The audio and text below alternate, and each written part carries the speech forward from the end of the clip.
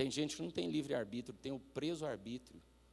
Ou ele deseja arbitrar, ele deseja escolher, ele sabe o que é bom e é mal, o que é certo e o que não é, o que é santo, o que é profano, o que é sagrado, o que é imundo. Ele sabe, ele vai arbitrar, ele vai decidir, mas não consegue.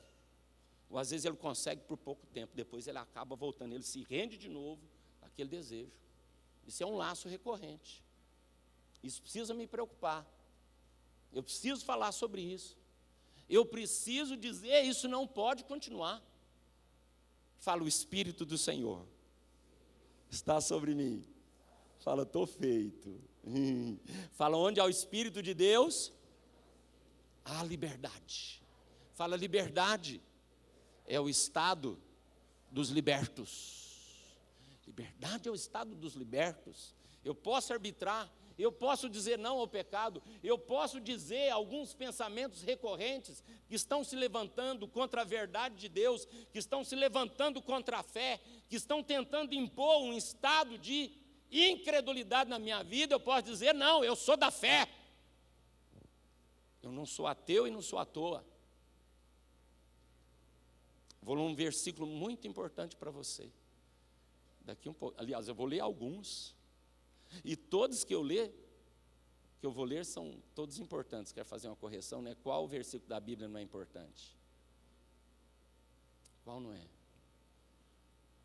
Você está pensando aí? Não, Silvio, eu estou vendo alguns laços aqui. Tudo bem. É por aí. Segunda coisa, além de desejar, identificar as minhas ataduras. Eu vejo amarras, eu vejo ataduras. Às vezes você é uma pessoa que está com desejos recorrentes de usar drogas. Você tem usado algumas drogas. Você tem ficado preso em algumas situações de hipocrisia, de mentira. Você é mentiroso, você é hipócrita, você é falso. Você começou a mentir, agora você sabe que você mente, mas você continua mentindo. Para manter um status, para manter uma imagem, para de alguma maneira conseguir o favor dos outros, porque você quer impressionar alguém, você quer chamar atenção, você tomou mão da mentira, porque você não consegue lidar com um problema grave de baixa autoestima, de rejeição, que na verdade é a ponta do iceberg. A rejeição é só a consequência de um mal maior, que tem que ser cavado e escavado, e eu tenho que dizer por que esse sentimento de baixa autoestima, por que essa carência de atenção. Por que eu estou tão carente que eu estou usando mão de um recurso chamado mentira, para poder me manter bem diante da pessoa, porque eu não quero que ela imagine que eu tenho esse problema ou essa fragilidade, que eu sou tão carente da atenção dela, que eu não quero perder a atenção dela, então eu minto para ela.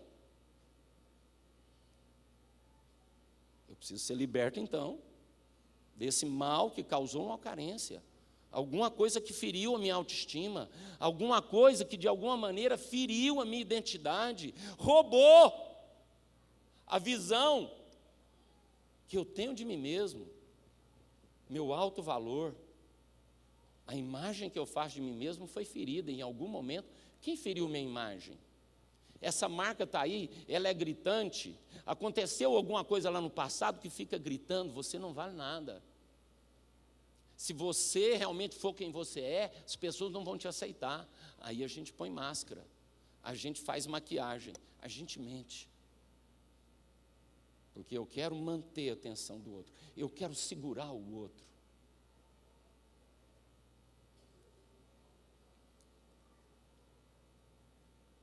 Quais são as minhas ataduras? Terceira coisa muito importante. Verificando os laços que estão na minha vida, eu preciso ver de que maneira eu contribuo para a continuidade deles. Eu estou alimentando os laços, as ataduras? Eu estou alimentando dominações ideológicas, psicológicas, emocionais, espirituais? Eu estou nutrindo, eu alimento isso? Você é algoz de si mesmo, você é o seu alto carrasco. Você acabou vivendo um processo de perda de identidade, de fragilidade, e você acabou ficando viciado nisso.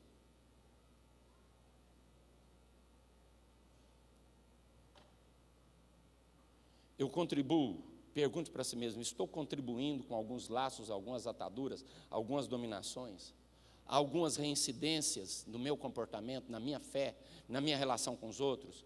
Se você estiver contribuindo com alguma coisa, eu vou te dizer. Porque às vezes alguns males que estão dentro de você não é por causa do seu pecado. É alguém que pecou contra você. Alguma coisa que te atingiu, você não sabe o que fazer, você não expõe, você não fala sobre isso. Você não fala dos seus conflitos. E você começa a viver uma introspecção. E você vive um processo de demolição mais interior. Esse processo se chama implosão. Você se desconstrói por dentro. Você sempre está vivendo demolição, desconstrução. Aí você começa a reconstruir, você dá um fogo, você começa, mas você está sempre se autodemolindo psicologicamente, emocionalmente, na sua fé, na sua identidade, no seu valor. Você nunca se abre. Preste atenção. Às vezes você está vivendo algo muito ruim, que não foi você que causou. Você é vítima de alguma maneira. Mas isso te feriu, te machucou e você tem vergonha. Você sabe que isso é condenado pela sociedade. Você sabe que a Escritura Sagrada condena. Você tem alguns medos de se expor, mas você está vivendo esse processo contínuo de autodemolição. Essas implosões interiores estão destruindo a vida que Deus tem para você. E você precisa viver a liberdade de Deus, porque o Espírito Santo está aqui. E Jesus está à direita de Deus orando por nós. Irmãos, está tudo certo. Eu estou aqui, você está aqui, o Espírito Santo está aqui, Jesus está do lado de Deus. Você quer mais? Pergunta para a pessoa: o que mais você quer? Fala aí, o que mais que você quer? É isso mesmo. Jesus está do lado direito de Deus, o Espírito Santo está aqui. Eu estou na casa de Deus. Eu tenho a palavra de Deus para me ajudar numa avaliação honesta e sincera. Eu posso perceber se eu estou alimentando alguns laços ou não. E se eu estou alimentando, eu tenho que tomar uma decisão hoje. A decisão se chama metanoia. Nossa, pastor, que palavra feia. Arrependimento. Você tem que parar de nutrir os laços, as prisões e qualquer força que de alguma maneira está te fazendo escravo. Você tem que tomar uma decisão. Arrependimento. Você tem que falar assim: no que depende de mim, a partir de hoje, eu não dou nem mais uma balinha de papel para essa fonte destruidora que está me matando por dentro. Eu não dou mais nem uma balinha de papel. Eu vou matar de fome esse laço. Esse laço vai secar dentro de mim. Essa prisão, ela vai se desintegrar dentro de mim, porque eu vou matar ela de fome. O arrependimento é necessário quando eu contribuo com o mal. E eu tenho que reconhecer isso. Eu não posso identificar só problemas, pecados. Eu tenho que ser honesto, eu tenho que ser sincero. Fala para a pessoa do lado: a libertação exige sinceridade. Comigo mesmo. Eu tenho que ser sincero. Eu estou alimentando, eu estou cooperando. E aí tem uma palavra dura para caramba, que dói para caramba. A gente tem que dizer: eu sou corresponsável. Ou às vezes eu sou conivente. Ou às vezes eu não estou alimentando todo dia. Eu dou um pouquinho de comida de vez em quando. Mas não tomei a decisão final. Isso não pode continuar. Isso tem que parar. Basta. Diga: arrependimento. Mas além do arrependimento, tem isso que eu falei.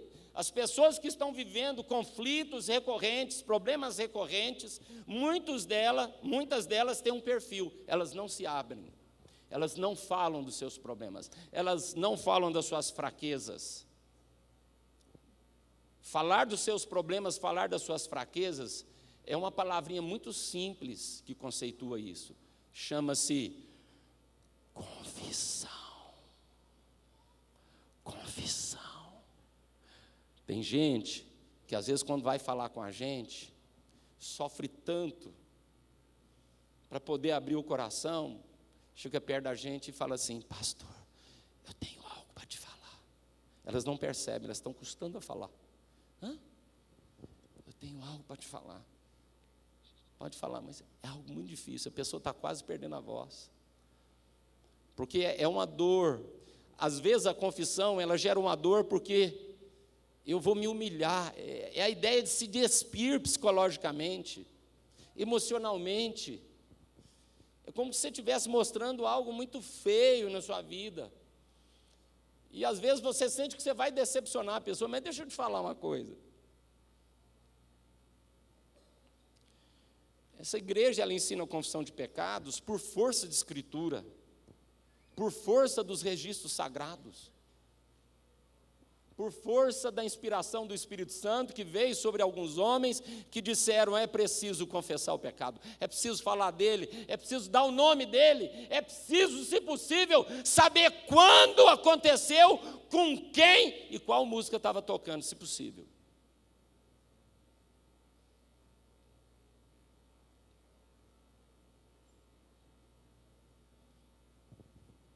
Eu assisti um filme uma vez, é um filme provavelmente produzido por terapeutas. Uma pessoa, ela estava fazendo um tratamento médico, tomando remédios controlados, tarja preta. Estava numa clínica psiquiatra, tomando os remédios direitinho, foi melhorando, o psiquiatra acompanhando ele, uma história muito interessante, muito inteligente, ao ponto que eles avaliaram: não, você está bem. Você está bem. E chegou um ponto que ele falou: eu quero parar de tomar os remédios, doutor, eu quero parar, eu estou bem. E ele começou a parar um pouquinho, e o médico chamou ele, porque a mãe dele denunciou ele: ó, o fulano parou de tomar os remédios. Aí ele chamou ele no consultório. Lá no consultório estava cheio de gente. Hora que ele chegou no consultório, ele começou a ficar nervoso. Ele levantava, eu e você assistindo o filme, você não entendia.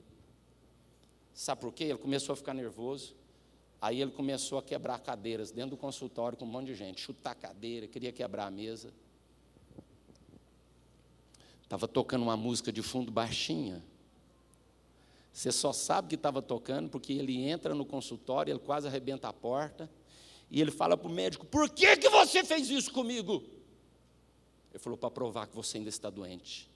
Você não tem nem a capacidade de escutar a música que te levou a viver o dano que você está vivendo hoje.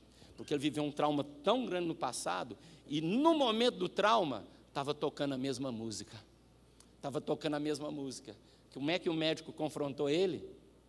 Sem ele saber, dizendo que estava bem, o médico pôs a música de fundo, a música que evocou o momento do trauma, o momento da dor, o momento do abuso, o momento da violência na vida dele. Foi ele escutar a música, ele chutou o pau da barraca. O médico falou: você vai precisar ainda continuar tomando remédio. O dia que você puder ouvir essa música, o dia que você puder abrir o livro da sua vida, voltar no passado, e você escutar essa música, escutar ela, e ficar bem, e dizer: eu estou resolvido, doeu mesmo, detonou minha vida, mas eu estou livre.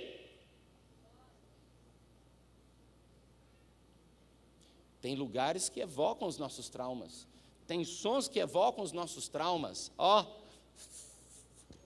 Tem cheiros que evocam as nossas experiências da adicção, da droga. E todas essas coisas nos chamam para um mal muito grande, chamado crise de abstinência. Há uma tendência muito grande de eu voltar a cair na mesma experiência que causou um trauma, que causou uma experiência dolorosa na minha vida, ou, por mais que tenha causado um grande prazer, acabou me ferindo socialmente. Diga então: desejo de ser liberto, identificação das ataduras, não contribuir com o mal. Não, gente, fala com vontade. Arrependimento, pastor. Vamos falar uma palavra esquisita? Falar metanoia. E confissão. Confissão. Confissão. Eu preciso falar. Ah, se eu falar, resolve. Não. Se você falar, você está dando um passo para a gente procurar resolver junto. Por quê? da reconstrução de uma identidade, de uma vida de liberdade, não sem dores, porque liberdade não é ausência de dor, liberdade não é ausência de problema, liberdade não tem nada a ver com emprego ou desemprego, ter muito ou pouco dinheiro, passar aperto ou não. Podemos ser livres e passar por tudo isso e confiar em Deus e prosseguir bem. Mas essa liberdade de poder enfrentar o problema, de poder parar, de poder continuar. Então, arrependimento e confissão. Pastor, o que mais que eu preciso? Eu preciso de fé. Diga fé. Fala, Deus tem fé. Deus é fé. Por isso, quando Ele criou o ser humano, conforme Romanos, capítulo 12, a Bíblia diz que Ele criou o homem e pôs uma porção de fé dentro de todo mundo. Tem alguns estudiosos que gostam de misturar a ideia dessa virtude colocada dentro do homem, preste atenção, com o Espírito de Deus. A fé seria o Espírito Santo no homem. É legal, né? Eu gosto disso. É uma ideia ótima. Fé e Espírito Santo, não tem jeito de separar esses elementos. Fé. Mas a fé, como o Espírito, só são alimentados pela verdade de Deus, pela vontade de Deus, pelo propósito de Deus, por aquilo que Deus diz que é certo e errado, que é bem e que é mal. Eu sabendo dessas coisas e eu escolhendo a vontade de Deus, o Espírito me toma, a fé me toma, e quando a fé cresce, ninguém me segura, porque tudo é possível ao que crê. E tudo que eu estou falando para você é para te dar fé, porque Jesus Cristo, pela pessoa do Espírito Santo, está aqui para me libertar, para te libertar. Nós, a partir de hoje, nunca mais precisamos ser os mesmos. Nós não precisamos viver reincidências, recorrências em relação a erros e pecados. Oh, Miguel, dando glória a Deus. Oh, unção pentecostal. Diga fé. Fala, sem fé eu não posso agradar a Deus. Fala, é impossível. Então preste atenção. Hebreus 11:6, ela mexe com o impossível o tempo todo. Porque a fé faz o impossível, não é? Não é? E a ausência da fé também promove algo impossível. Eu vou repetir, a fé nos leva a fazer o impossível, não é? Não é? Mas sem fé acontece algo impossível. Sem fé é impossível chamar a atenção do Espírito. O que eu quero dizer? Você precisa acreditar que a libertação é um fato. Que você pode parar de pecar. Você precisa acreditar que com Deus a gente vai. Pastor, então com Deus vai rolar a bênção. Vai rolar, irmão. Com o Espírito Santo é possível. Deus falou. Ele falou algo que pegou geral, ele falou, e recebereis poder ao descer sobre vós o Espírito Santo. Então deixa eu te falar, pastor, então você está dizendo que a libertação não se processa somente com desejo, não se processa apenas com a identificação dos males, não se processa apenas quando eu paro de contribuir, quando eu me arrependo, não se processa apenas quando eu confesso, ela vai se processando quando eu creio que eu posso ser liberto. Quando eu tomo posse dessa verdade. Qual verdade? Que o Espírito Santo em mim potencializa a minha capacidade. Essa é a verdade. Pelo poder de Deus, que é o efeito da fé em Deus, eu vou repetir, pelo poder de Deus, que é o efeito da fé que eu tenho em Deus, que envolve a minha obediência a Deus, que envolve às vezes sacrifícios para obedecer, às vezes a gente sangra na alma para obedecer o Espírito Santo, às vezes dói. Fui fazer uma visita com a minha esposa, com alguns irmãos, para uma pessoa, E ele precisava realmente de um processo de libertação muito severo, e ele precisava ser tirado do meio, ele precisava ser tirado da casa dele, e realmente o caso dele era muito sério, e ele precisava ir para um internato, para uma clínica, tinha que tirar ele do território, do ambiente, das amizades, e eu percebi, olha para mim, eu tinha que tirar ele, ele tinha que ser tirado, eu não, porque isso não é decisão minha, mas ele tinha que ser tirado junto da mulher, dos filhos que ele tem, porque os filhos já estavam sendo tudo escravo e refém, já eram todos manipulados por ele, e eu pensei assim, não é só ele que precisa ser liberto, a mulher precisa ser liberta, os filhos precisam ser libertos, ele precisa sair daqui e a gente fazer um tratamento à parte. Eles tratam de lá, a gente trata de cá. A libertação é uma estratégia inteligente, onde eu, reconhecendo a minha fragilidade, eu vou tomar decisão de rotas diferentes. Por que você está falando de rota diferente? Porque arrependimento é fazer a volta. Se a minha vida de pecado está me levando para esse rumo, eu tenho que voltar. Apocalipse, capítulo 2, quando Deus está falando com a igreja de Éfeso, ele dá 3 medidas para ela. Primeira coisa, lembra onde você caiu. Volta ao registro. Tenta descobrir quando é que foi a primeira vez, quando é que começou. Segunda coisa, ele falou, arrepende-te. Não alimenta isso, não faz mais. Toma uma decisão, enfrenta o que for preciso, doa o que doer, arrepende-te. Depois que você arrependeu, volta às práticas que demonstram o seu amor por mim. Volta às práticas do primeiro amor. Volta às práticas de um coração apaixonado. Retoma atitudes e comportamentos. Preste atenção, olha para mim. Nada disso leva em conta seus sentimentos. Isso leva em conta a sua psique. Isso leva em conta a sua razão. Isso mexe com a sua consciência de fé, a sua consciência de bem e mal, de certo e errado, e te chama para você arbitrar. Quando você reconhece os seus erros, preste atenção. Pastor, quando é que eu recebo o poder de tomar decisão? Quando você crê que Deus pode te libertar. A decisão, o poder de tomar uma decisão, ele só acontece pela fé. Por isso, nada disso pode funcionar sem a fé. Eu creio que eu posso, pelo poder de Deus. Eu creio que o Espírito Santo está comigo. Eu creio que Deus me dá força. É pela fé. Fala para o irmão do lado. Ô irmão. Fala, ô irmão. É pela fé, mano. É pela fé, cara. Vamos dar uma salva de palmas pela fé. Uma palavra tão pequena. 2 letras com acento. É muito poderosa. Muito poderosa.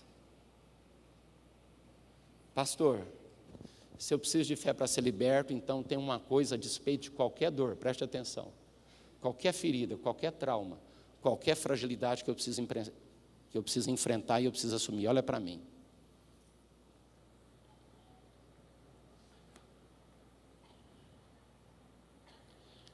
O que realmente pode nos impedir da libertação é a incredulidade. A fé não é só uma fala, a fé não é só uma proposta. A fé é uma atitude que me põe contra a incredulidade. A fé é um comportamento que diz, eu não vou duvidar. Todo dia eu vou crer. Todo dia eu vou andar no novo caminho. Desde cedo eu vou crer. Eu não aceito a incredulidade. Eu não vou recuar.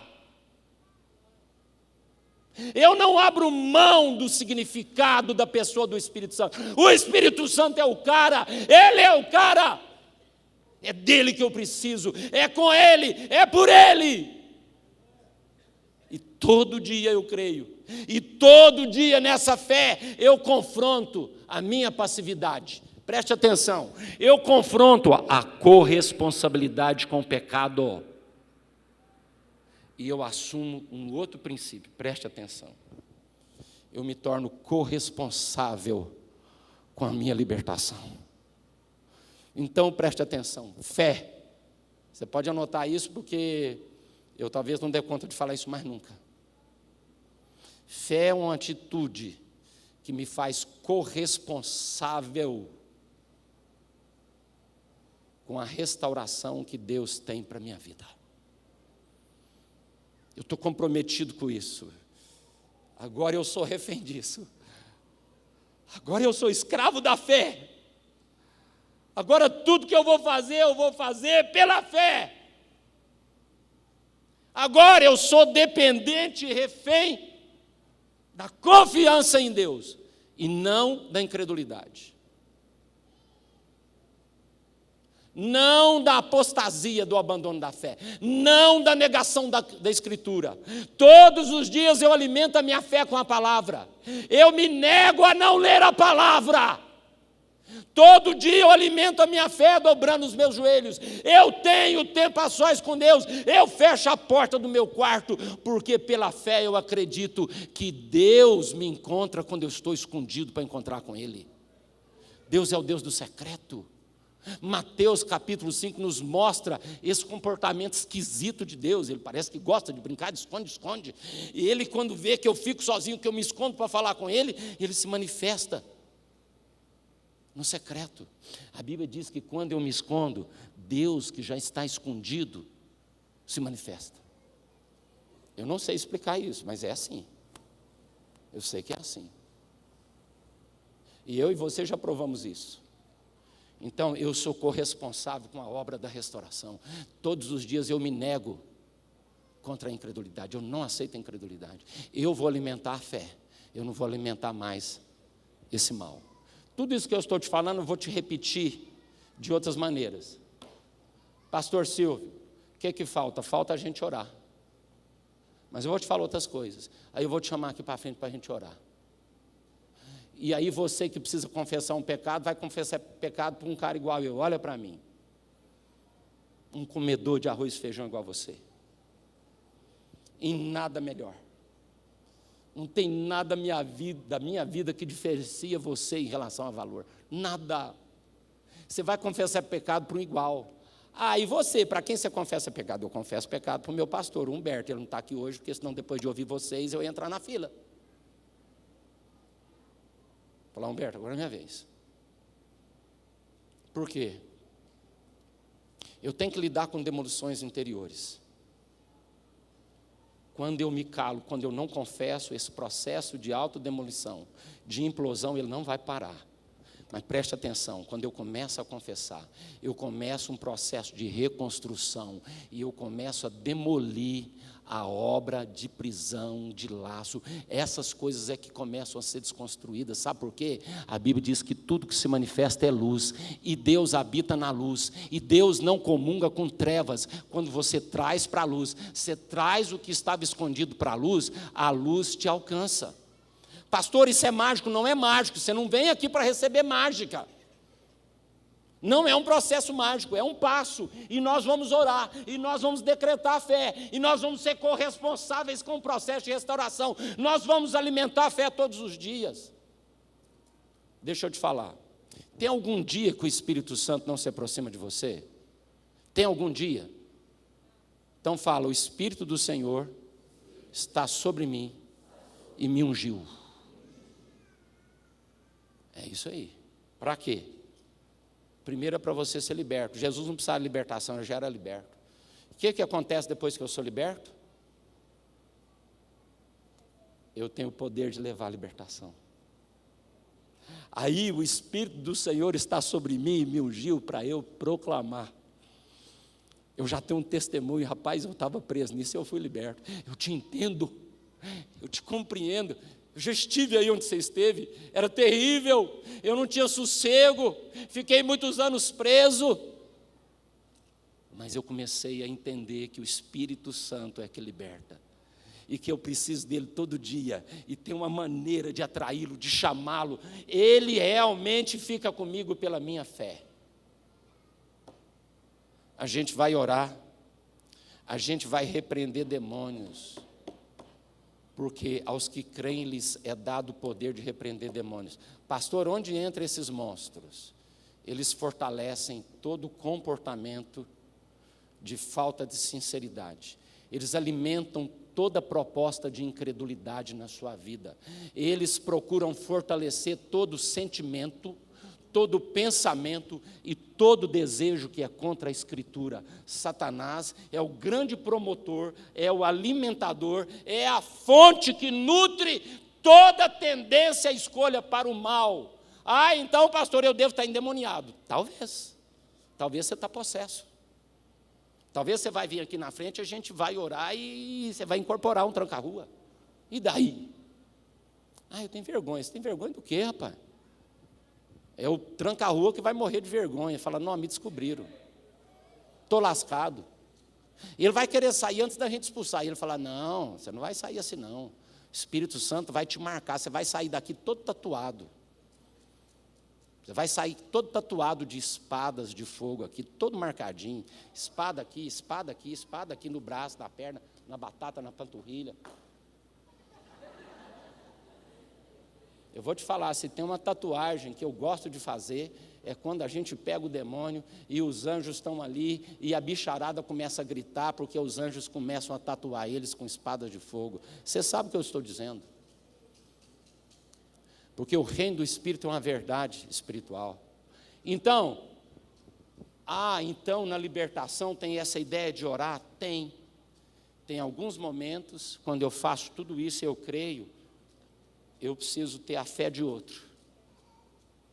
Porque onde tem 2 ou 3 reunidos, Jesus está ali. Você consolida um processo. É a sua fé com a minha. Nós dois vamos orar, nossa fé se encontra, nós temos mais força. Mas deixa eu te falar uma coisa muito importante. O pior demônio não são os demônios. O pior problema não é uma pessoa incorporada. Eu vou te falar, na verdade, esse é o mais fácil que a gente pode enfrentar. O pior problema é uma pessoa endemonizada.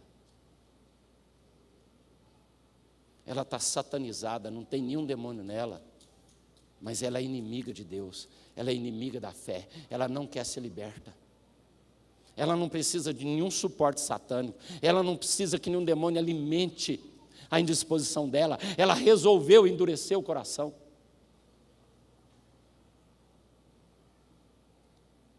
E nós vamos orar. E depois você vai continuar todos os dias orando mais. E aí tem alguns momentos que além de orar, você vai precisar jejuar. Para você ganhar mais sensibilidade, mais fé. Jejuar do que, pastor? Jejuar daquilo que te faz pecar. Tem alguns jovens que têm que jejuar da internet. Alguns de vocês têm que fazer um compromisso, olha para mim. De só fechar o quarto para trocar de roupa, para seus pais não te ver pelado. E para orar. Não fecha a porta do seu quarto para outra coisa. É claro, a não ser que tem moça aqui, tem irmãos lá, eu espero que vocês entendam o que eu estou dizendo. Deixa eu te falar. Você não pode se esconder para alimentar Satanás. Deus só se permite para você se esconder por uma coisa, para você se encontrar com Ele. Você não pode se esconder para alimentar a pornografia. Não pode mais. Você não pode fechar a porta do seu quarto para fazer coisas que atraem demônios. Deixa eu te falar uma coisa que a Bíblia não fala. Satanás também está em secreto. Satanás está oculto, ele está escondido. Mas deixa eu te falar. Tem alguma coisa no reino do Espírito que atrai os demônios. Eu não posso te dizer que é um cheiro, eu não posso te dizer que é um som, porque eu não sei o que é. Mas preste atenção. A Bíblia diz que onde estiver o cadáver,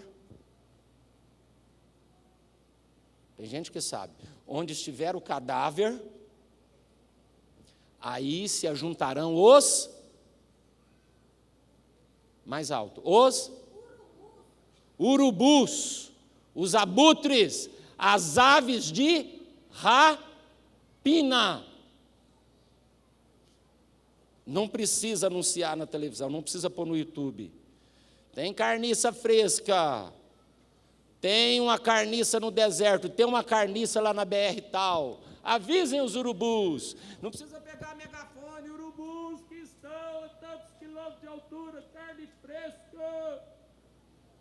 Você não consegue explicar.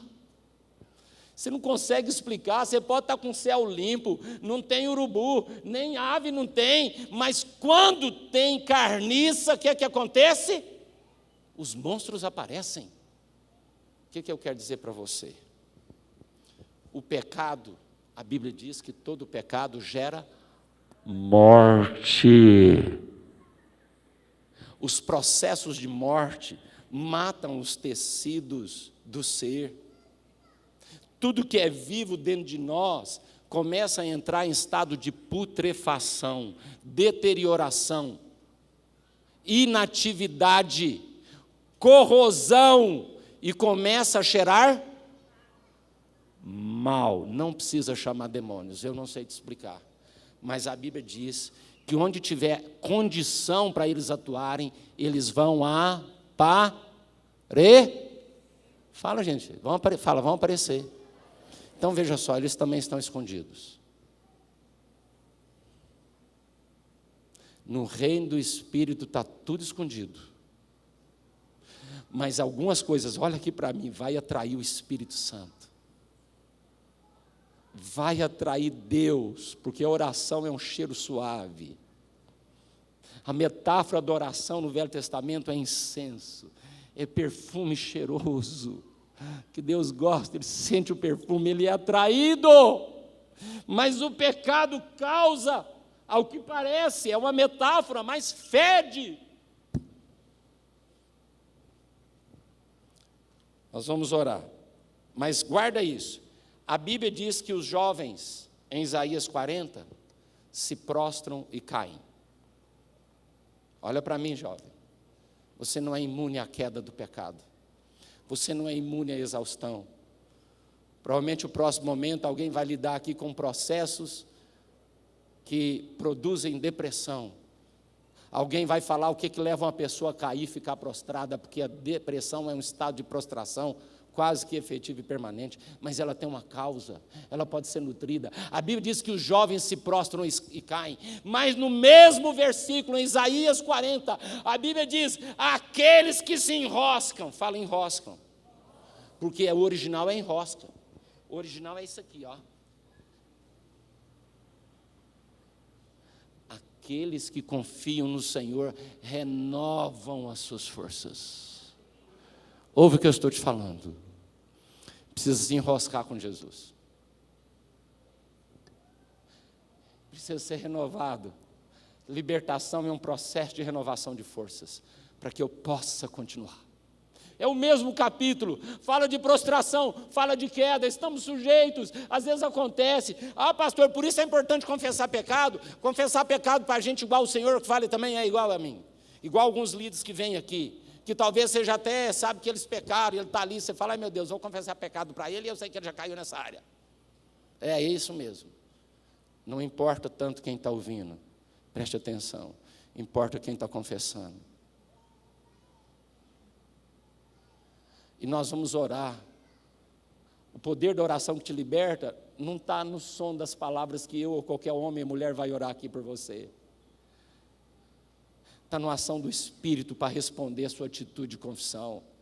Na verdade, eu não preciso falar nada para você, é você que precisa falar, porque quando você obedece a palavra, você confessa pecado para homens, conforme Tiago 5,17, a Bíblia diz que nós somos curados. Curados do que, pastor? Dessa morte, desse veneno do pecado que nos separa de Deus, cujo principal responsável é a incredulidade. Efésios 4,27, não deis lugar ao diabo. Infelizmente eu falei, nós podemos contribuir, nós podemos participar, nós podemos ser aquelas pessoas que dão o convite para Satanás. A Bíblia diz, não convida, não abre espaço, não começa a cheirar mal. Porque ele vai aparecer, ele vai entrar na sua festa, ele vai entrar na história da sua vida, não deixa. Segunda coisa, Timóteo 2, 25 a 26, a Bíblia diz que o evangelho tem que ser pregado, e o pecado tem que ser confrontado, porque assim aqueles que foram enlaçados pelo diabo serão libertos. Paulo usa a palavra laço, eles serão libertos dos laços, das amarras, das manipulações satânicas, e às vezes é isso que a gente sente. Em Marcos 9, 21 a 29, um menino ficava endemoniado, o diabo jogava ele, tentava afogar ele na água. Quando não tinha água, tinha fogo, o diabo tentava jogar ele no fogo. O menino estava mal. Jesus chamou o pai dele e falou assim: há quanto tempo acontece? Falou assim: desde a infância. Então escuta aqui. Há quanto tempo você está repetindo alguns pecados? Desde a infância. Eu entreguei a minha vida para Jesus com 10 anos dentro da Assembleia de Deus. 10 anos. Quando o pastor lá, que era meu tio, que estava pregando, eu vou ter que te contar a data aí, né? 1970, 1, 2, 3, 1973. 10 anos. Meu tio terminou de pregar o evangelho. Com 10 anos eu percebi que eu estava lascado, que era um pecador. Já mentia, já enganava, já fazia pequenos furtos. Eu cheguei na frente, quando meu tio fez apelo na Assembleia de Deus com 10 anos, eu fui o primeiro a levantar. Uma convicção terrível de pecados me atacou, e eu fui lá na frente, caí de joelhos, comecei chorando. Falei: tio, eu estou lascado. Meu tio me abraçou rindo, falou: calma. O senhor falou é verdade, eu sinto que eu vou para o inferno. Eu tinha 10 anos, eu tinha a sensação de fogo. Eu tinha uma convicção que esse lugar era real. Eu ganhei uma visão da misericórdia de Deus, mas eu acreditei no inferno naquele dia. Eu senti que podia acontecer comigo. E eu louvo a Deus, porque Deus usou os meus primos para me levar dentro da Assembleia de Deus, uma igrejinha desse tamanho, não cabe mais do que 40 pessoas, numa biboca lá no interior, no Alto Paranaíba. Cidade de Arapuá tem 2.500 habitantes. E eu estava dentro da Assembleia, com 10 anos, entreguei a minha vida para Jesus. Então, desde quando? Por exemplo, às vezes você começou na infância um pecado. Às vezes você pode ter começado a abusar de criança na infância, ou ser abusado. Você nunca parou de ser abusado, você começou a mentir, roubar.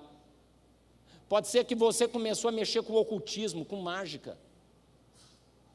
Você começou a fazer coisas escondidas.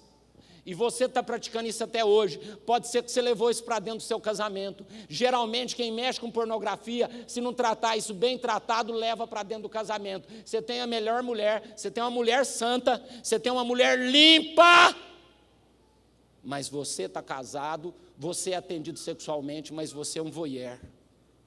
Você é escravo do que os seus olhos querem ver. É um laço nos seus olhos. Desde quando?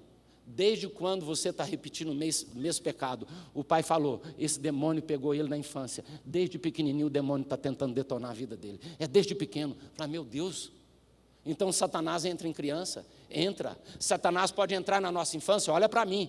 Entra. Infelizmente, dependendo das suas emoções, dependendo do território espiritual que você está, dependendo daquilo que você está ouvindo, dependendo daquilo que você está alimentando, não importa a sua idade, Satanás é um canalha.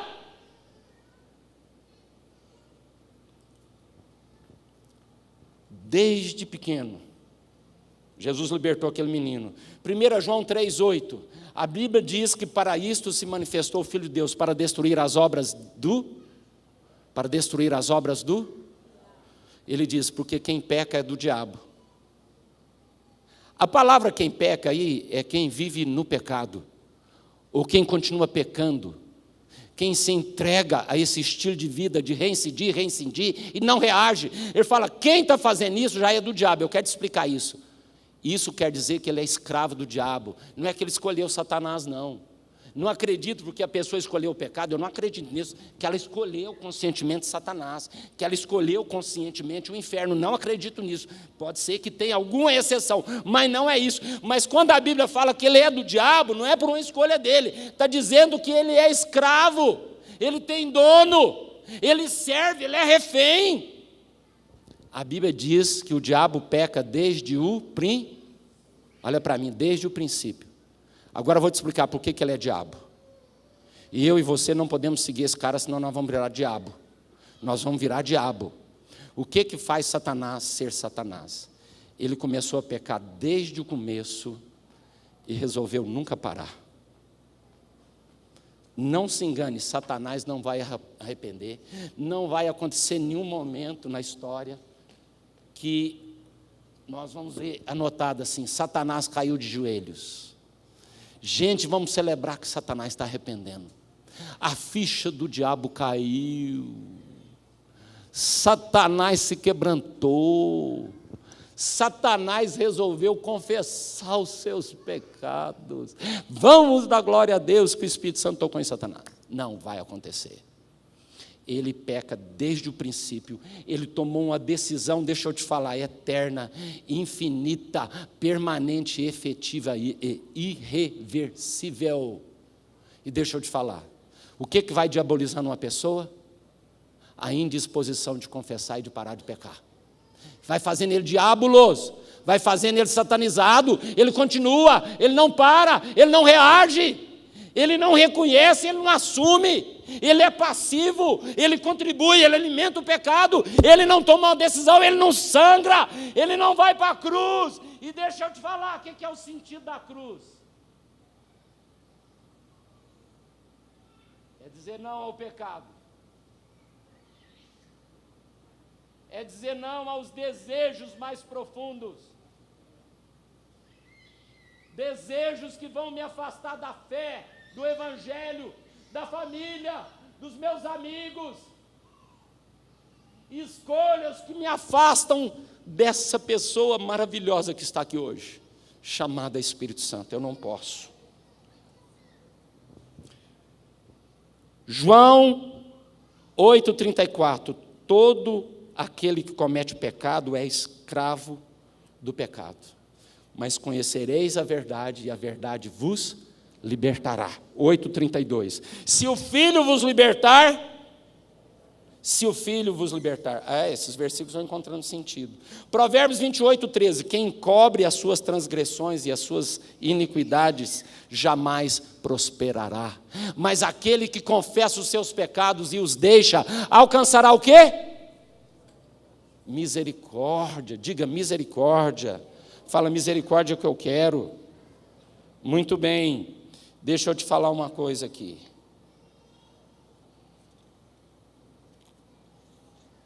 Isso eu já falei uma coisa.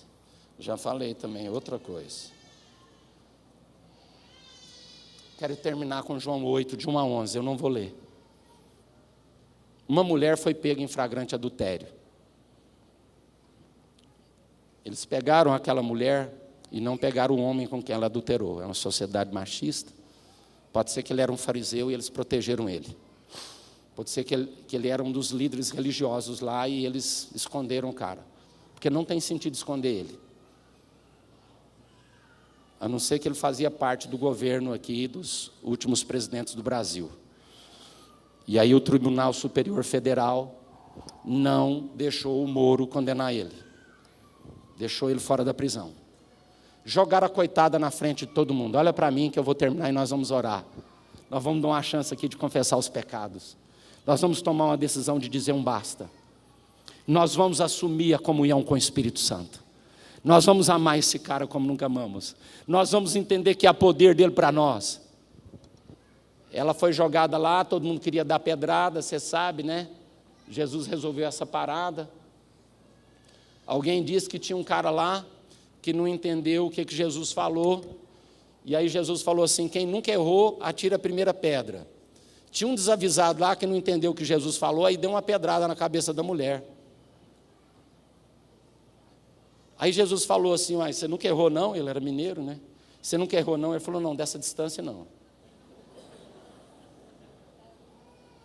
Acertou ela. Isso é brincadeira, isso não existe no texto sagrado, tá? Falou: quem não tem pecado, atira a primeira. Sabe por que a gente não se apedreja? Olha para mim. Sabe por que você pode confessar pecado para mim e eu posso confessar pecado para iguais? Porque aqui não é o lugar do assassinato de quem peca. Aqui é o lugar da restauração de quem quer viver uma libertação. A confissão é para quem quer se ajudar. Deixa eu te falar, aquela coitada não teve jeito de confessar, ela foi pega. Ela foi jogada no meio de todo mundo. Ela não teve chance de nada. Jesus tinha que fazer um processo ali para socorrer ela na hora. E isso aconteceu. Todo mundo foi embora, ela falou assim: cadê os apedrejadores? Cadê os caras que tinham poder legal de te matar? Falou, foi todo mundo embora. Todo mundo é igual a mim. Só sobrou o Senhor, só o Senhor que é diferente. Só o Senhor que não tem pecado. Só o Senhor que pode dar pedradas. Isso não está tudo escrito no texto. Está subentendido. Ele falou, não, mas eu não vou te dar pedradas. Eu quero que você prossiga, filha. Siga a sua vida. Eu quero que você receba uma palavra de fé. Porque se você está pecando desde a infância, se você está repetindo, você pode parar de pecar hoje. Porque o Espírito Santo está aqui. Jesus deu uma palavra para aquela mulher, que é uma palavra para mim e para você. E essa palavra é verdadeira. Se eu acreditar que é possível, pelo poder de Deus, vai acontecer comigo. E eu vou ser livre e liberto. Ele falou, minha filha, siga a sua vida. E não peques mais. Vamos ficar de pé. Olha para mim. Vamos liquidar essa fatura. Vamos deixar o sangue de Jesus limpar a ficha de novo. Olha para mim. Olha para mim. Daqui para frente. Daqui para frente. Jesus falou para ela, foi horrível, né? Terrível, né? Mas daqui para frente, fala para a pessoa do lado, é daqui para frente. Não peques mais. Jesus tem libertação para mim e para você. Ele está aqui para destruir as obras do diabo. Eu quero orar com você agora. Eu quero primeiro fazer uma oração aqui, entregando a Jesus o nosso estado de consciência. Queria que você fechasse seus olhos, se você quiser pôr a mão no coração, só para simbolizar aquele lugar na alma, onde está a nossa consciência, né? Um lugar na alma. Baixe sua cabeça em reverência a Deus, não a mim. Mas você conseguiu responder hoje há quanto tempo estou pecando? Desde quando sou refém? Quanto isso está se reincidindo na minha vida? Você identificou suas ataduras? Se você identificou suas ataduras, comece a confrontá-las e dizer, eu não aceito mais. Eu quero ser liberto hoje. Eu quero ser liberto agora por Jesus, pelo Espírito Santo. Eu não quero mais repetir isso. Seja o que for que está te separando de Deus, te separando da sua família, da verdade. Diga, eu não quero mais. Diga, eu renuncio. Fala, eu renuncio. Fala aí você. Fala você com Deus. É mentira, é orgulho, é violência, é roubo, é uso de drogas. Às vezes você é maldizente. Às vezes você está carregando desejos aí de abuso sexual. Às vezes você está carregando desejos que a Bíblia condena, que são desejos de praticar relação sexual com a pessoa do mesmo sexo. Você está tomado por desejos. Esses pensamentos têm te tomado, você já esteve na boca do inferno, você já esteve quase lá dentro, ou talvez chegou a entrar, começou a experimentar, conseguiu sair. É muito importante você dizer, eu quero ser liberto, eu não quero mais. Esse nó, essa prisão eu rejeito, porque Jesus está aqui. Diga, Jesus está aqui. Eu recebo fé. Fala, Senhor, eu creio no poder do Espírito Santo. O Espírito Santo derrama poder. Senhor, eu creio que é possível eu me arrepender, eu tomar uma decisão aqui, pela fé, pela força do Senhor, não pela minha, mas pela força do Senhor, de parar com os meus pecados. Senhor, me ajuda a confessar o pecado. Eu me aproprio da fé, mas eu quero dar esse ato de fé. Em nome de Jesus. Fala, Senhor, quando eu confessar, se tiver alguma coisa presa por algum demônio, eu não aceito. Espírito Santo, toca na minha vida agora. Amém. Em Atos 19, Paulo pregou o evangelho, olha para mim, senti de te falar isso. 19. Tinha um povo lá que praticava artes mágicas. Talvez você está mexendo com magia, talvez você está preparando para fazer algum trabalho, talvez você está lendo uma literatura que está te colocando em contato com o metafísico, com o sobrenatural.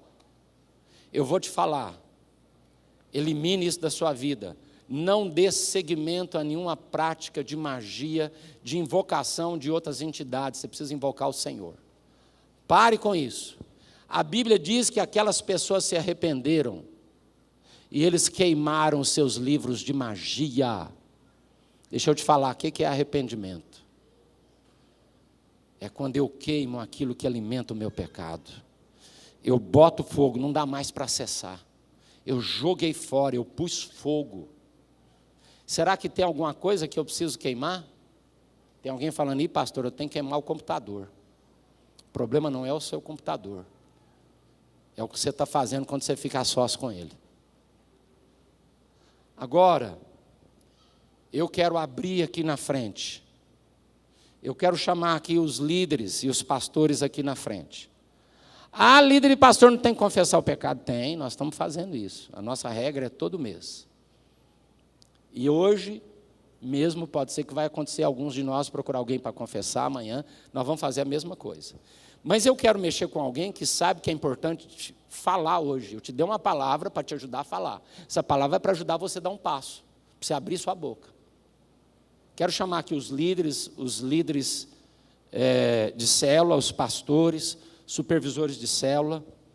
Se nós pudermos aqui pegar o óleo da unção, nós vamos pôr óleo na nossa unção. Óleo na nossa unção. Óleo na nossa mão para a gente pegar a unção. E nós vamos ficar aqui na frente para dar oportunidade. Não para você vir contar toda a sua história, mas você que tem algo para falar. Lembra que você está falando com iguais. Ai, pastor, não tem coragem de falar não, que eles vão falar o que aconteceu comigo. Não, eles são treinados para ser confidentes. Se tiver alguma coisa que eles acharem complicado, o máximo que eles vão fazer é procurar o pastor e falar dessa preocupação, e a gente pode dar alguma orientação para ajudar, se tem alguma coisa que a gente acha mais grave, mas vai ficar conosco. Isso, inclusive, é um processo constitucional. A confissão é um processo religioso apoiado pela Constituição brasileira. A pessoa que confessa, ela tem o direito de receber orientação diante da sua confissão.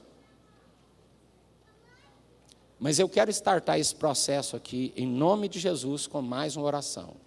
Se você puder levantar a sua mão direita comigo, levante sua mão direita. Eu quero fazer mais uma oração. Senhor, nós que vamos ouvir essa confissão aqui agora, que estamos nos abrindo para ouvir os irmãos, em nada somos melhores do que eles. Nós também temos confissões para fazer para as pessoas que nos acompanham. Nós temos esse compromisso. Mas hoje, como servos do Senhor, irmãos em Cristo, queremos fazer o papel de confidentes. E ouvindo alguma confissão aqui, ó Deus, nós queremos cumprir a palavra de Tiago, que diz que nós devemos orar para trazer cura para o laço do pecado, a doença que o pecado imprimiu. Senhor, quando houver confissão aqui, nós vamos orar, além de pedir cura, Senhor, para aquela área ferida, machucada, aprisionada, nós queremos que todo o laço do diabo seja desfeito. Nós declaramos toda a obra de Satanás presa, amarrada, neutralizada, e hoje é o último dia que esses demônios vão influenciar a pessoa que decidir confessar, dar esse passo, alimentar a fé, ó Deus, matar o desejo de pecado, de fome. Eu quero declarar em nome de Jesus o poder do Espírito Santo sobre nós. Eu quero declarar o Espírito do Senhor está sobre nós e nos ungiu para proclamar libertação aos cativos, para abrir os olhos dos cegos e para tirar das prisões os encarcerados e para anunciar a eles que eles serão livres, que é o ano da graça, é o tempo do perdão em nome de Jesus. Então você que precisa fazer alguma confissão, pode vir agora. Pode vir agora, pode escolher, eu sugiro mulher com mulher, homem com homem. Pode vir na frente, não se demore, não olhe para os lados, todo mundo aqui é igual, todo mundo precisa, não temos que ter vergonha de nada. Vem aqui na frente, nós vamos orar com você, em nome de Jesus.